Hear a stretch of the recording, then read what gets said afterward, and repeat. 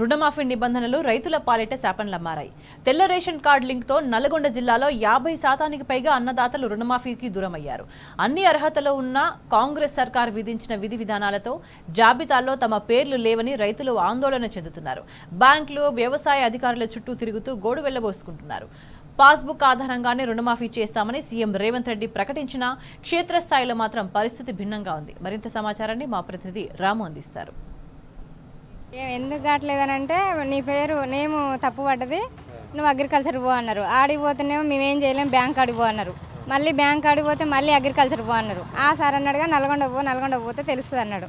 వీడికి వస్తేనేమో వీళ్ళు కూడా నేము మారాలి, దాన్ని బట్టి చెప్తానులే మేము అని అంటారు.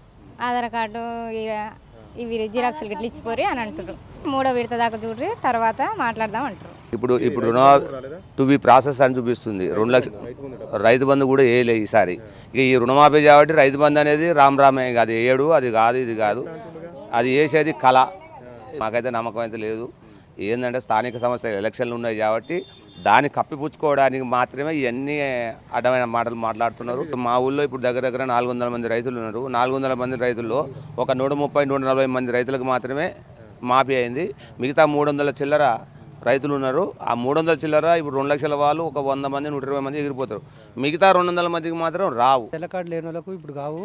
15 తర్వాత 30 తర్వాత అయినా దానికి అప్డేట్ వచ్చినాక మేము చెప్తాం. కానీ అప్పటిదాకా మేమేం చెప్పలేము.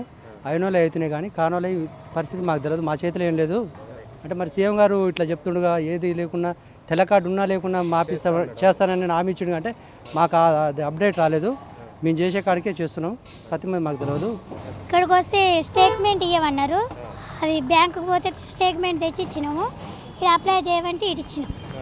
మాకున్నది 60,000. 60,000 అయితే 60,000 కాలేదు మాపి. ఇప్పటికి తిరగబట్టి 3 రోజులు ఇక్కడ ఇచ్చి పోరే అంటారు. ఏం చెప్తలే. నాకు ఎకరం ఉంది, మా పిల్లలకు 3 ఎకరాలు ఉంది. అయితే బియ్యం కార్డు ఒకటే ఉంది. పిల్లలకు ఉంది కాబట్టి ఒకటే కావట్లేదు అంటారు. 1,00,000 రూపాయలు ఉంది.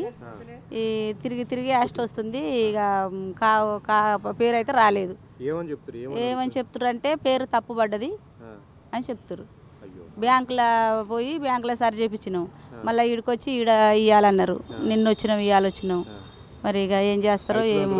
ఇక మరి ఇక మేమేం చెప్పలేము. మీ ఇస్తే అక్కడ బట్టి దాన్ని బట్టి మేము చెప్తాం అంటారు.